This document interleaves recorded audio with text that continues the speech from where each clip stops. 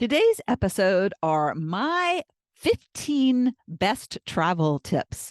Fresh off my Ireland, Scotland adventure, I was sitting down when I got back and thinking about what are the things that I wished I had known or done differently on the trip, had planned better in advance. And these 15 tips, they can apply to really any trip. I think three of them apply to overseas travel. But if you're going on a trip and you have an upcoming adventure planned, then they might be helpful. So I thought, let me just share them, little side stories with some of them. So you can understand how like important they were to know in advance. Yeah. And so I thought anybody who is going on an adventure would it would be helpful to listen to these and that would save you some trouble that maybe I went through that I could have avoided. And I also want to say if you're not going on adventure, if you don't have an adventure planned, plan an adventure. Everybody needs an adventure. Adventures are, fill the soul. And I came back so energized, so ready to dive into a more passionate life. Uh, it's just we need to reset. And I think when you go on an adventure, you are able to do that. You are able to get away from the grind and you come back refreshed and you come back grateful for what you have. I know we were gone for 11 days and by the end, I was just wanting to get back home and get into my routine. It was a great adventure. I loved every minute. And these tips will help you on your next adventure.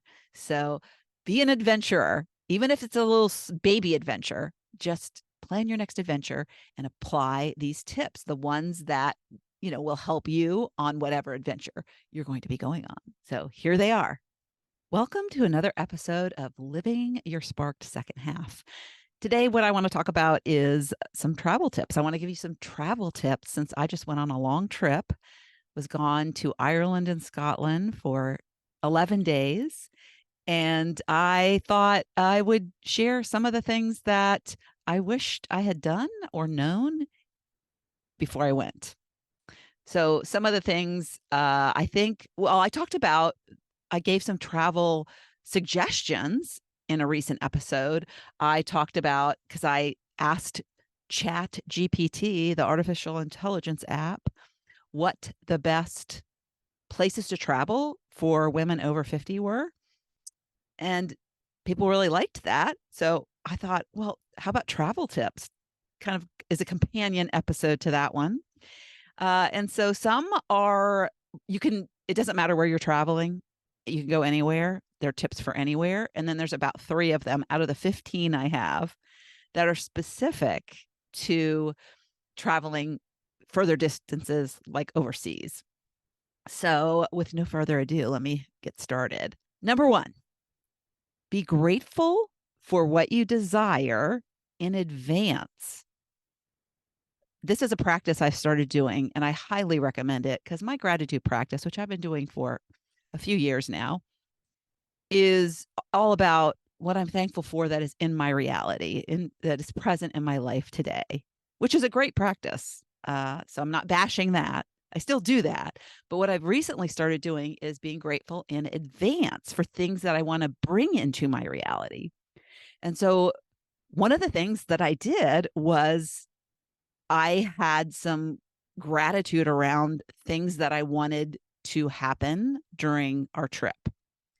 And everything that I wanted to happen, number one being I wanted the travel to go smoothly because my husband is not patient when it comes to traveling.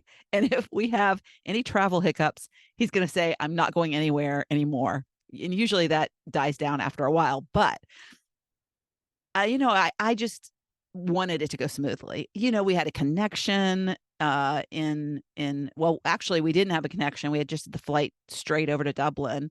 But we flew from Dublin to Edinburgh. It's hard to pronounce. I can give you a little trick on how I found out how that actually is pronounced. And I always thought it was Edinburgh. And then I looked at when we were going, it was like, no, it's Edinburgh. So then I started saying Edinburgh, and then people were correcting me. No, it's Edinburgh. Well, it's actually the G is silent and the H isn't. So it's really Edinburgh, Edinburgh.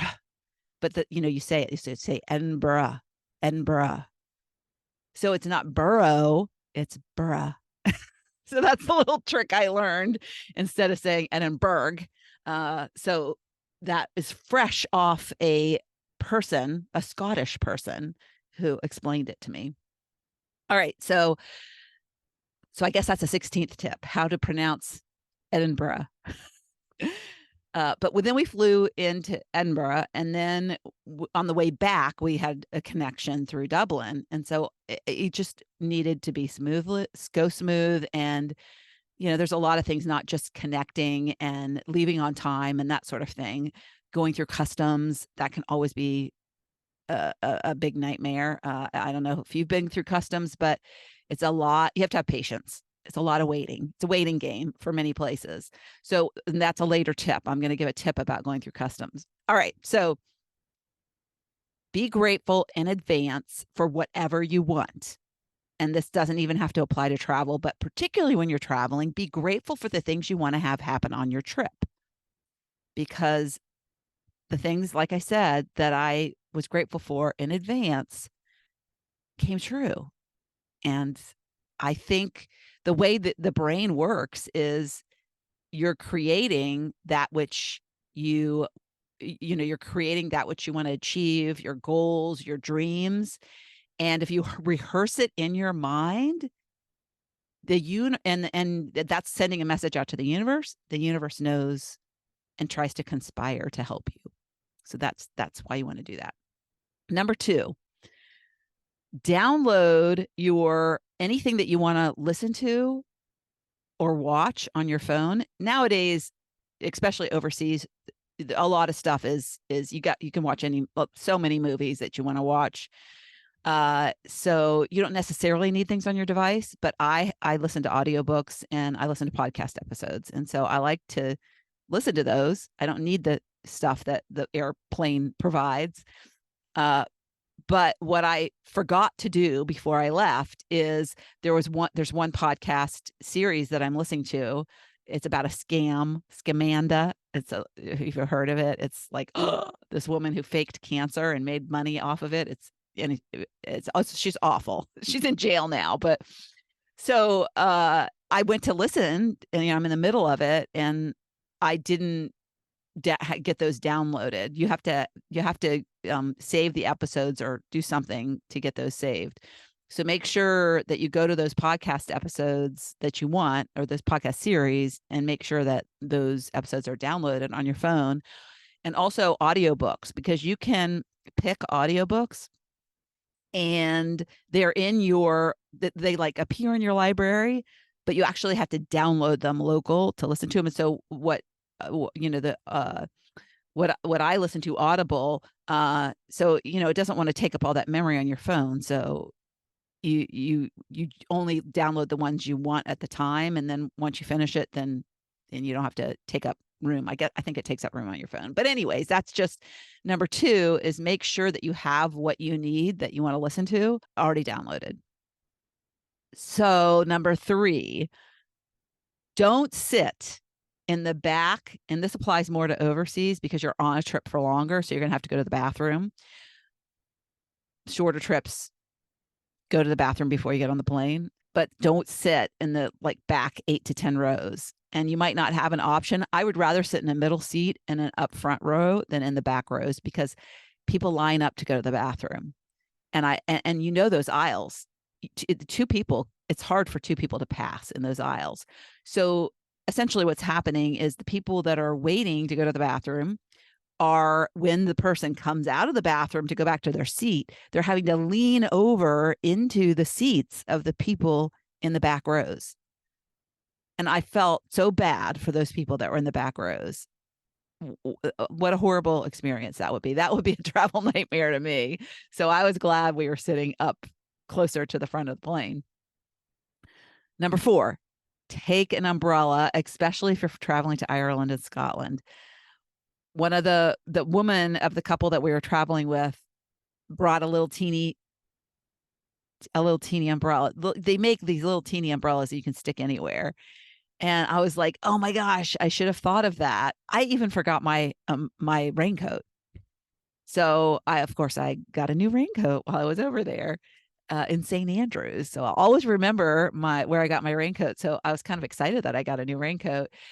But I wish I had packed my raincoat, honestly, because when we got there, the first day we were in Ireland, it was a rainy day.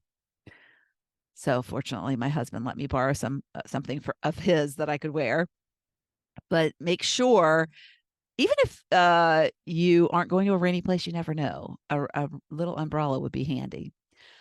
Number 5, know the rules going through security. Every security line in place is different. So even in the United States, I find that you don't know, but we're going to different countries. So when you go to different countries, Ireland had different rules. Scotland had different rules. And what happened to me is I got stuck because, and I can't remember which airport it was. I think it was Edinburgh. And oh my gosh, the security there, it was massively crowded.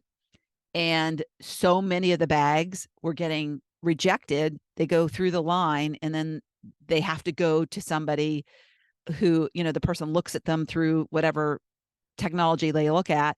And then there's 2 feeds. One feed goes down to the people wanting their bags back, and the other feed goes to some other security agent who opens the bag and sifts through it. And the line for the bags that were being sifted through was 10 minutes long, basically.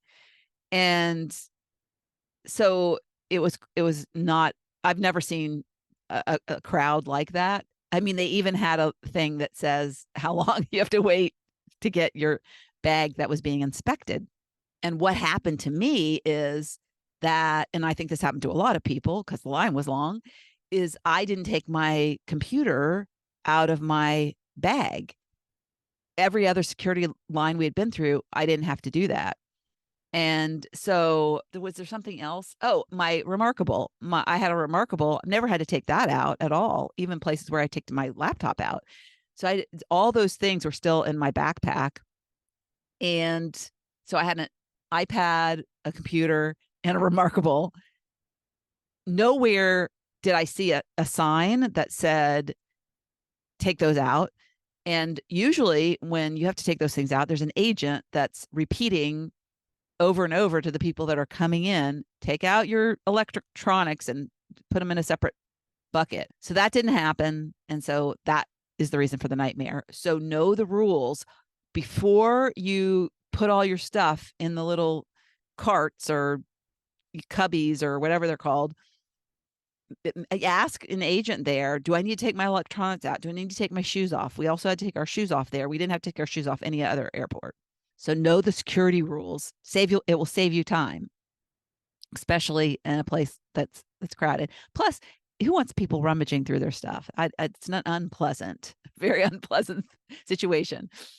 Okay, so 6, pack snacks.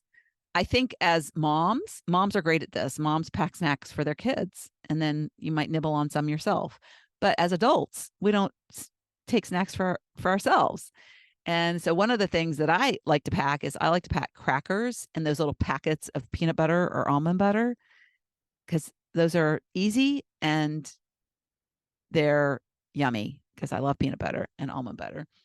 Dried fruit is another good thing that you could take. So I've also taken that seaweed. I don't know if you've ever had the seaweed packs. I learned these from my kids. My grandkids would have these snacks. They're a little bulky, but they're a great snack to take on an airplane. Number 7, this is a big one. Take vitamin C daily. Take your vitamin C, even if you're not traveling, daily, but take your vitamin C with you on your trip, because when you're on a trip, your immune system is more compromised. First of all, you're exposed to a lot of people who might be sick, and you are getting less sleep more than likely. And you're just going. And I tell you that I don't get sick when I travel. And I know it's because I take my vitamin C. And so that's a big one. And of course, my husband doesn't normally take vitamin C. And then he's wanting my vitamin C where we're on a trip and I only packed enough for me. So another tip, take enough for your husband or your partner or whoever you're traveling with. You don't want them to get sick either because it'll affect your trip. Number 8, get a crossbody purse. I got a crossbody purse. I've traveled with it, I think, 3 times. It's amazing. It's like a little mini backpack that you have on your chest. I just feel safe. I think it's less likely that you're going to lose it because it's on your body versus hanging over your shoulder where it can drop off real easily. I think less easy to pickpocket. And mine, I got it at, oh gosh, what's the name of the I've shared it on social media. I can't remember the name of it, but I'll put it in the show notes. I'll find it. I'll put it in the show notes. I'll put a link to it because it wasn't expensive. It's high quality, and it's got a lot of little nooks and crannies in it. And I can shove my phone in it.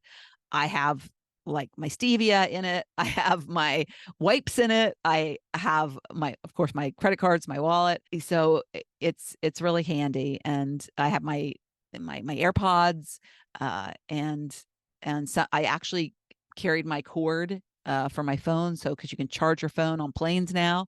So a crossbody purse is really a great thing, and you can tuck things in so easily in front of you. Oh, and I'm going to add to this, not just a crossbody purse, wear leggings with side pockets. So the side pockets with leggings are so amazing.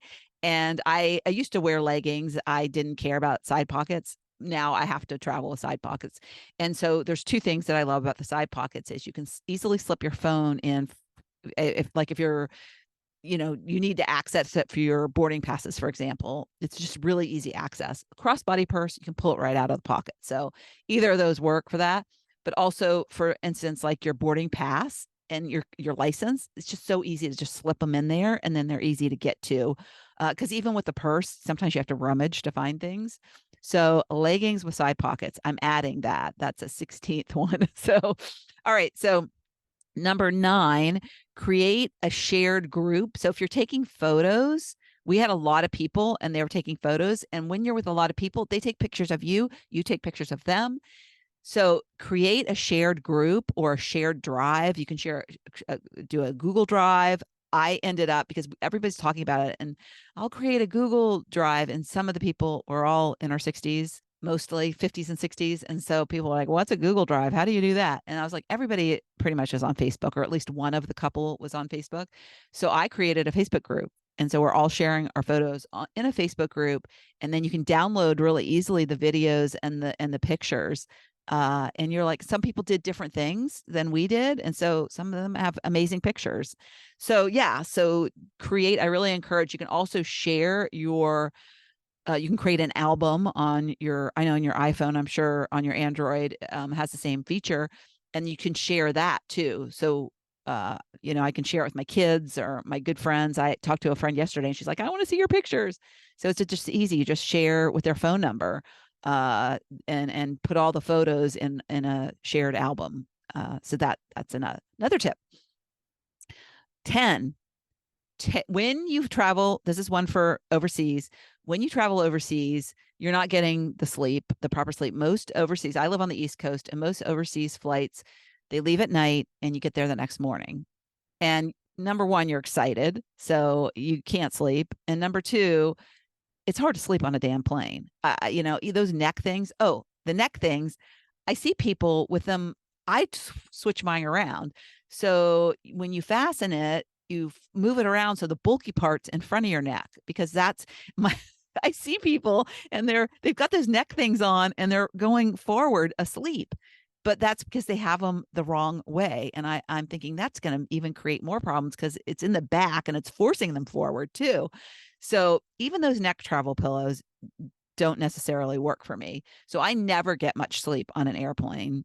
I think this trip I did get a good 3 hours, but that's still not enough. And you get over and you start off your trip with your immune system suppressed because you don't have enough sleep. And so the person that we met over there who lives in Ireland and we were staying with him, he made us go to sleep. So he made us this huge breakfast and salmon, bagels, poached eggs. I mean, it was like such a brilliant breakfast. And then he made us go to bed. And so we went to bed for like 3 hours. We had a 3-hour nap. We had set our alarms and then we got up around noon and go, go, go. And it was like doing. And we never suffered any jet lag from that. So make sure that you take your nap when you get there. You will be glad for it as the days go on. All right. Number 11. This is a big one. Assume your luggage will not arrive with you. Of the 25-ish people that were with us, so we did like 3 different things. We went to Ireland. We traveled with one couple and we went to Ireland, spent 2 days there, went to Edinburgh, spent 2 days there. Then we went to a castle and we stayed at the castle. Some friends of ours own this castle and we stayed there with like 25 people. So speaking of the 25 people we stayed with at the castle, we didn't travel with 25 people the whole time. 8, I was counting them, 8 of the 25-ish didn't get their luggage. Can you imagine going over there and like having to wear the clothes that you wore on the airplane? People were going to the store and buying new outfits. And the airlines, they flew on, one was British Air and I think the other one was Delta. We flew on Aer Lingus. So British Air and Delta were the ones who lost the luggage. And it can happen on any airline. But how frustrating. And 2 of the guys were planning to play golf and their golf bags didn't come. And they finally did, but it was a real hassle. So make sure you take a carry-on that has clothes in it, at least a couple days supply, because usually you get your luggage, and everybody did get their luggage, but one guy who didn't get his golf bag, he didn't get it till the day before we left. And I would say at least half of the people didn't get their luggage for at least, actually one couple didn't get their luggage at all yet. And they were leaving the castle and going over to England. So who knows when they got their luggage or if they've gotten their luggage.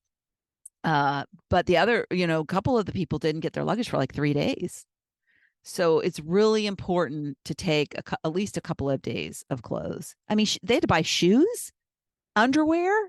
It was not just like a pretty top and a pair of pants. It was everything. So, and I know people always recommend, I've heard this before, take your makeup. You always want to take your makeup, but I think most people do take their makeup in their carry-on. So that's probably a tip you don't need. All right. So that is, and along with your luggage being lost, I learned that, and you might know this, I'm just in the dark, bag tags. There's this new thing called bag tags, and they're little electronic devices that you clip or you put inside your luggage, and you can track your luggage. So in fact, one of the people who lost her luggage had a bag tag, and she knew where her bag was. And she was telling the agent where her bag was. She had gone through, I think she'd gone through customs, and it was on the other side of the wall, and she couldn't go back in there.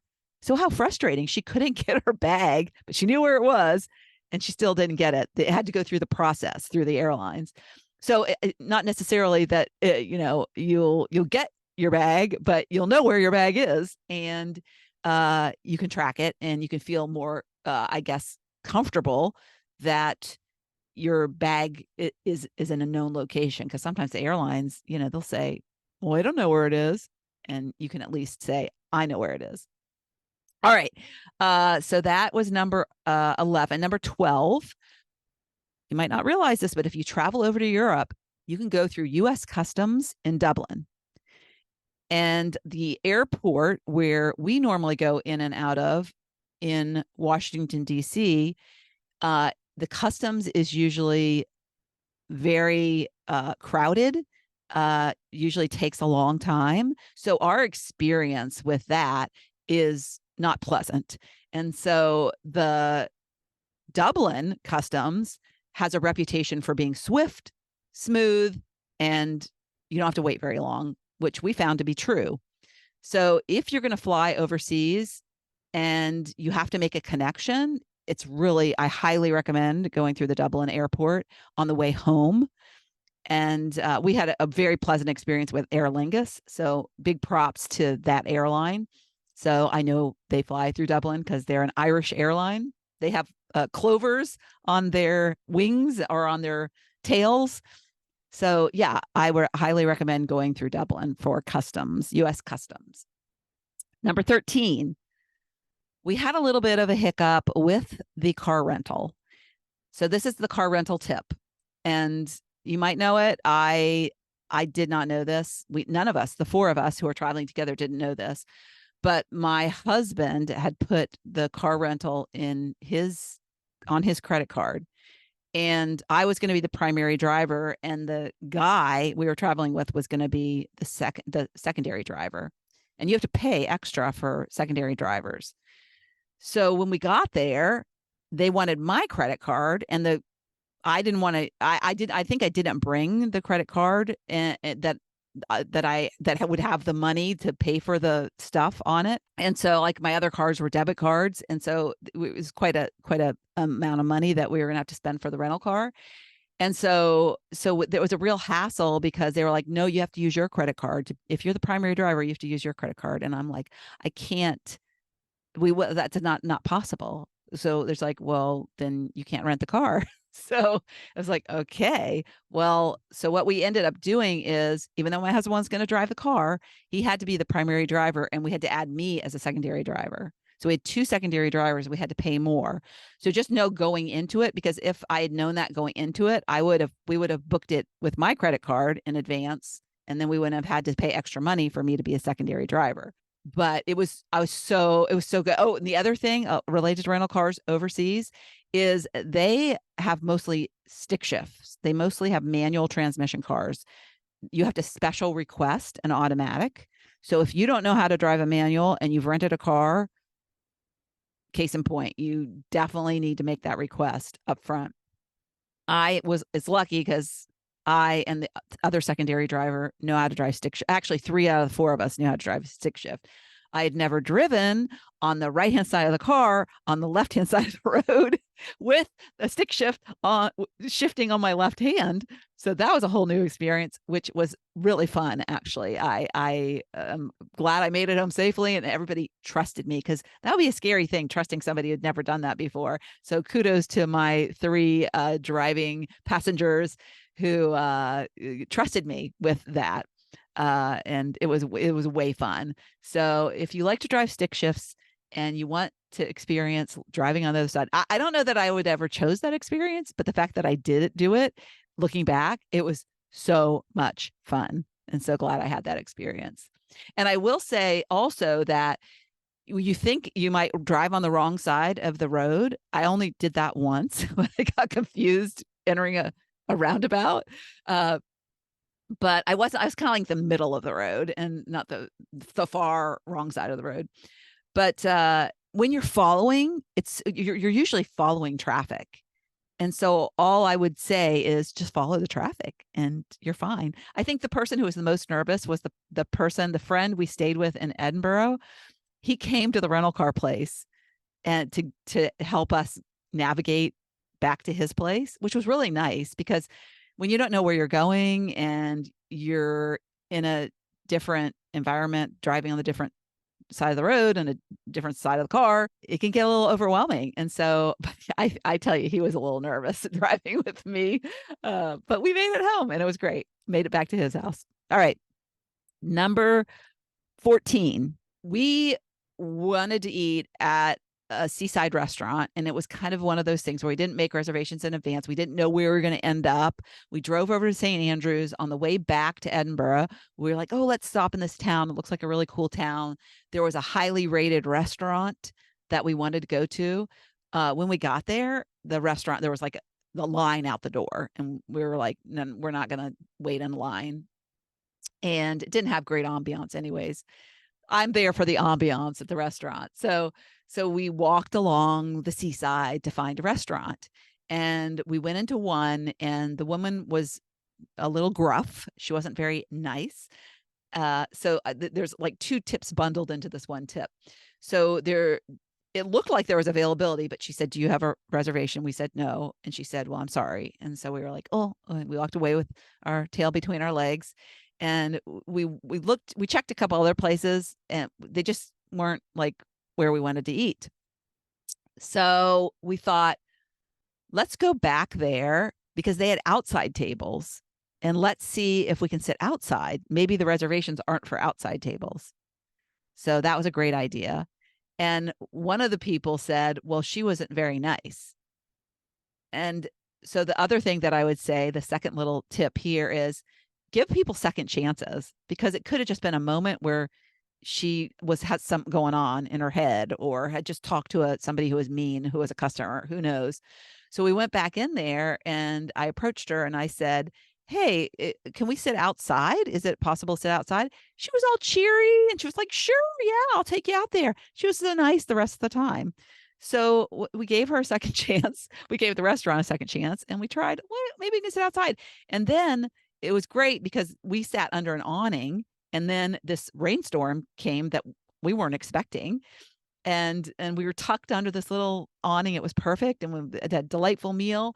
And yeah, so it worked out perfectly. So always ask if you can sit outside if their reservations are booked. And 15, last but not least. Yeah, this one is interesting, and I just need to remember this for myself in the future. But when we left Edinburgh, well, we went for the day to St. Andrews from Edinburgh, and it's an hour drive. And the person that we were staying with was encouraging me. You tend to listen to somebody who you think, oh, they live here. I need to do what they're telling me to do. But just go kind of with your gut on what works for you. But he was saying, you got to plug in to the car's navigation. You got to plug it in, and then make sure you get that all set up before you go. Well, I use my own phone's navigation system normally, and I'm fine with it. So what happened is we got into the car. It was a little Audi SUV, and I plugged it into the navigation system as he directed me to. And we started off, and I didn't plug it into my phone. And so we weren't even like a block away, and I was confused. So here I am driving on the wrong side of the road, on the wrong side of the car, a car I'm unfamiliar with, a navigation system I'm unfamiliar with. And I was still trying to figure it out.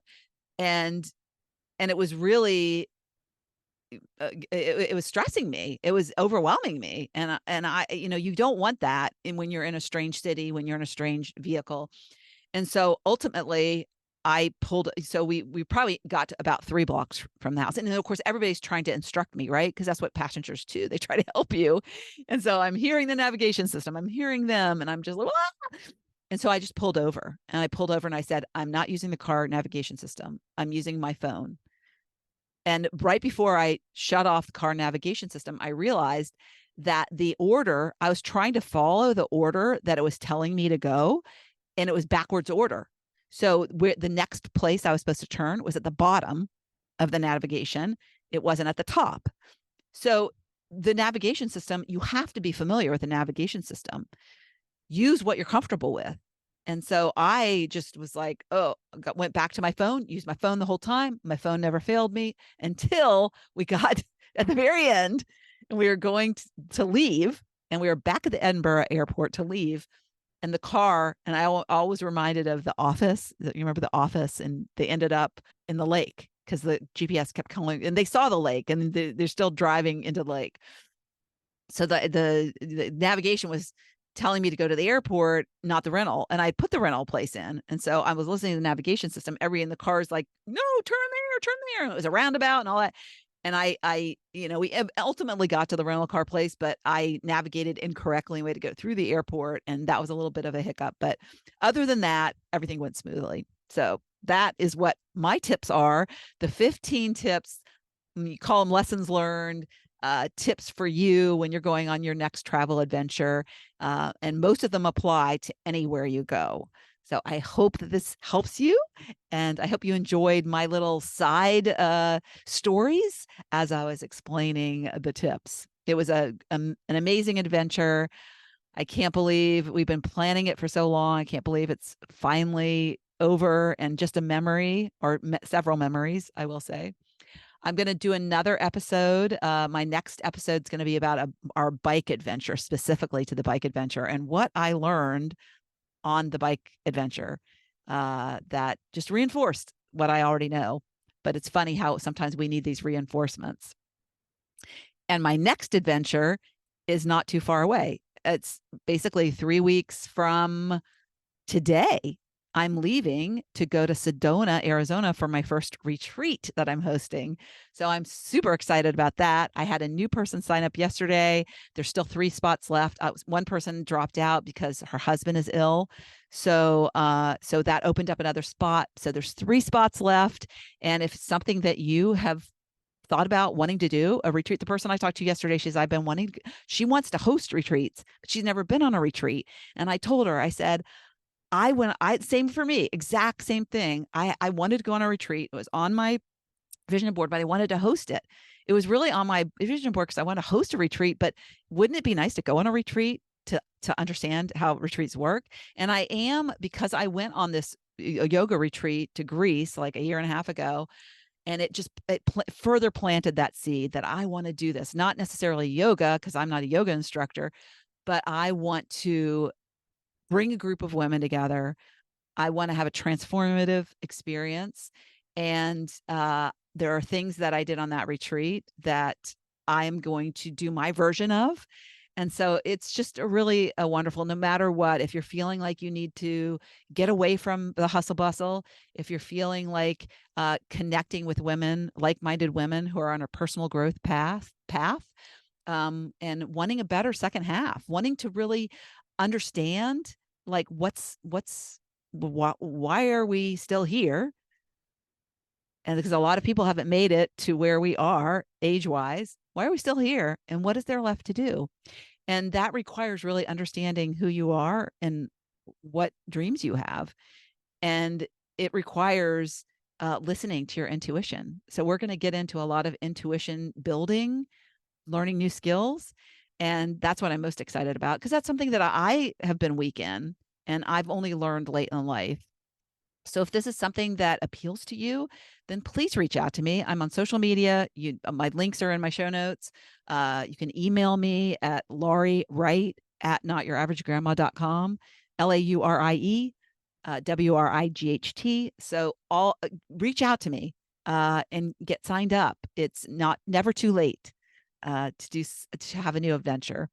And this one is close, and you don't have to wait too long for it. Like we had to wait for our Ireland, Scotland adventure for almost a year. But yeah, it'll be here very soon. So thanks for listening and have a great weekend. Thank you so much for tuning into the Living Your Spark Second Half podcast. If you'd like to watch my guest interviews, you can find the video version of this podcast on my Not Your Average Grandma YouTube channel. Also, you can check out what I have going on at the moment by going to my website at notyouraveragegrandma.com, or find me on Instagram or Facebook at notyouraveragegrandma. If you like this episode, please mention it to a friend, and don't forget to leave a review so I know the topics you like best and can bring you more of that content in upcoming episodes. Last but not least, remember to always listen to that inner voice that will never steer you wrong, and make living from the most sparked place possible your biggest priority. When we do that, we make the world a better place.